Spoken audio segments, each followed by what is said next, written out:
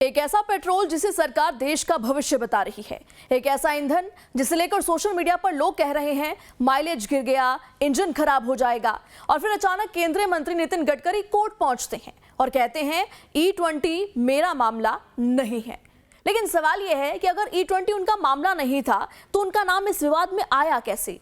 क्यों अरविंद केजरीवाल सरकार पर हमलावर हैं और आखिर सच क्या है? देश हित, किसानों का फायदा या राजनीति? आज समझते हैं पूरा E20 विवाद। E20 का मतलब है 20% एथेनॉल प्लस 80% पेट्रोल।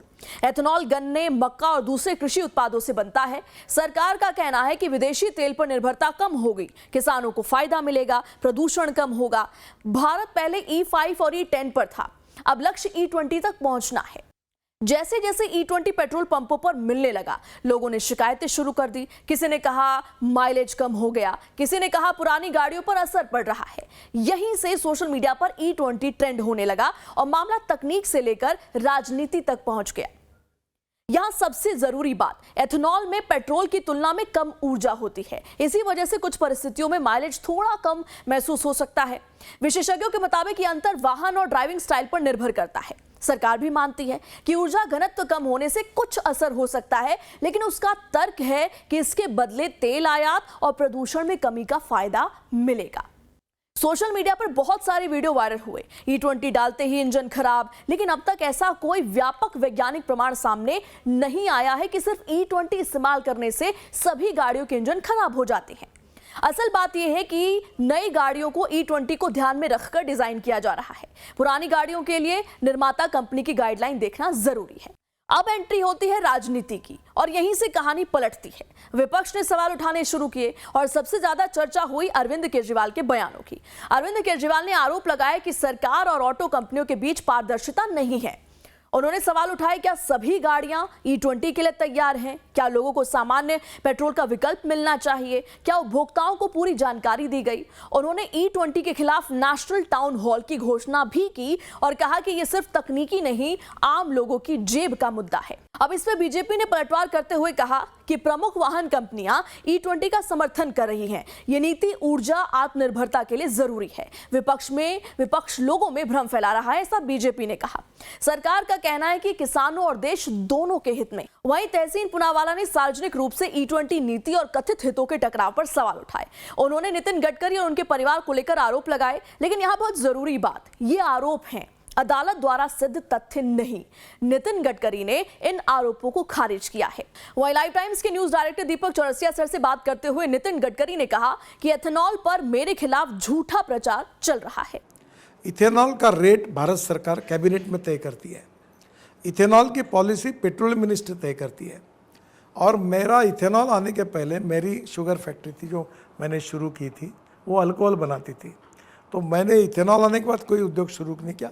अब मेरे लड़के देखते हैं, अब 550 इंडस्ट्रीज इथेनॉल बनाती है, उसमें से 1500 करोड़ में ये मेरा 1% इथेनॉल यानी 15 करोड़ लीटर हो गया।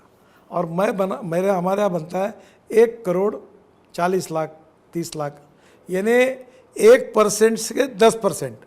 बाद में ये झूठा प्रचार किया गया कि इथेनॉल से गाड़ियाँ खराब हो रही। ये मेरे खिलाफ ये लॉबी है जो 22 लाख करोड़ के 23 लाख करोड़ का इंपोर्ट है, उसमें इंपोर्ट करने वाले भी प्राइवेट लोग हैं और कोई पॉलिटिकल लोग हैं जो मुझे बदनाम करने के लिए जानबूझकर ये कैंपेन को स्पॉन्सर कर रहे हैं।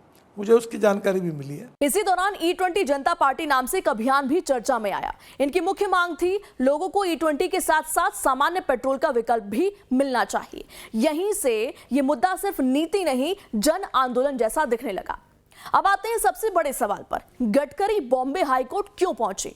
क्या उन्होंने E20 नीति को चुनौती दी? नहीं, उन्होंने अदालत में कहा कि E20 EBP कार्यक्रम उनके मंत्रालय के अधीन नहीं है, नीति निर्माण में उनकी कोई भूमिका नहीं है। उनके खिलाफ AI, डीप फेक और भ्रामक वीडियो फैलाए जा रहे हैं। यानी कोर्ट जाने का मकसद E20 रोकना नहीं, बल्कि कथित मानहानिकारक सामग्री के खिलाफ कार्रवाई मांगना था। यह बयान सबसे ज्यादा वायरल हुआ, लेकिन पूरा संदर्भ समझिए। नितिन गडकरी का मतलब था एथेनॉल ब्लेंडेड पेट्रोल कार्यक्रम पेट्रोलियम मंत्रालय से जुड़ा विषय है, सड़क परिवहन मंत्रालय से नहीं। यानी उन्होंने ये नहीं कहा कि E20 गलत है, उन्होंने कहा कि उस नीति का प्रशासनिक जिम्मा उनके पास नहीं है। सरकार 3 बातें लगातार दोहराती है। तेल आयात कम होगा, किसानों को नया बाजार मिलेगा, भारत ऊर्जा के मामले में ज्यादा आत्मनिर्भर बनेगा। गन्ना और मक्का उत्पादक राज्यों के लिए यह आर्थिक अवसर के रूप में भी देखा जा रहा है। विरोधियों का क्या कहना है? उनका कहना है कि पुरानी गाड़ियों का क्या होगा, क्या माइलेज की भरपाई होगी, क्या लोगों को ऑप्शन मिलेगा, विकल्प दिया जाएगा, और क्या इतनी बड़ी नीति लागू करने से पहले पर्याप्त जन जागरूकता की गई? यानी बहस सिर्फ E20 अच्छा या बुरा नहीं, बल्कि क्या यह बदलाव सही तरीके से लागू हुआ, इस पर है।